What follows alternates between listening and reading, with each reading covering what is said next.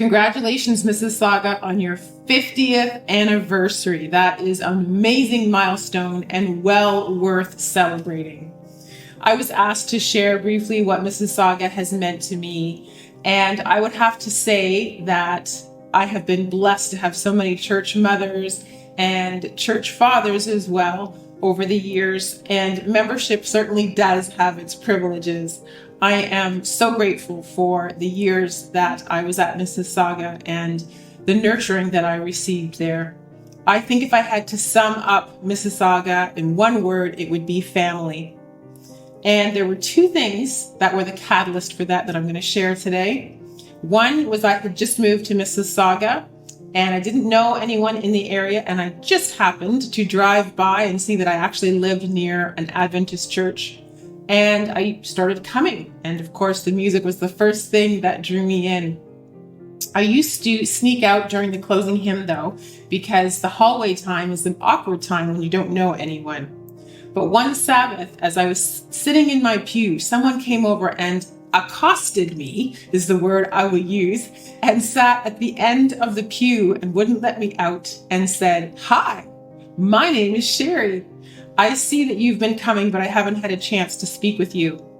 And it was just amazing because the next Sabbath, when I walked in, I heard, "Hi, Laura." And I was no longer a stranger because someone knew my name. Someone took the time to remember who I was and make me feel part of the family. And sometime after that, I received a phone call from Janice Prescott, who said she was organizing a celebration of young people who were graduating. And she asked me to speak. And I thought, what? Me? Speak about what? I don't have much to say.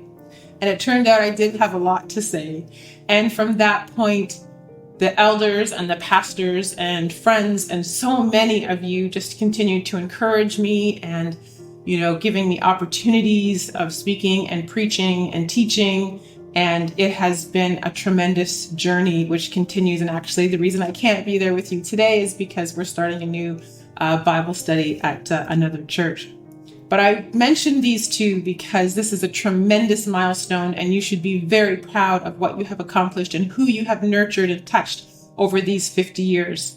I leave you, however, with the challenge to intentionally plan the next 50 years, to ensure that everyone who comes through your doors continues to be seen and continues to be encouraged, even out of their own comfort zone, because who knows what they will discover.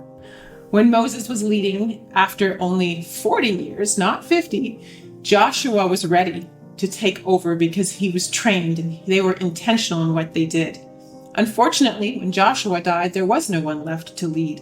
And so I want to encourage you to make sure that you continue to encourage those who attend and anyone who passes through your doors, that they will also be able to walk away and say, Mississauga means family, and it means a place of personal and spiritual growth for me. So Mississauga, thank you so much for everything that you have given to me over the years, and congratulations.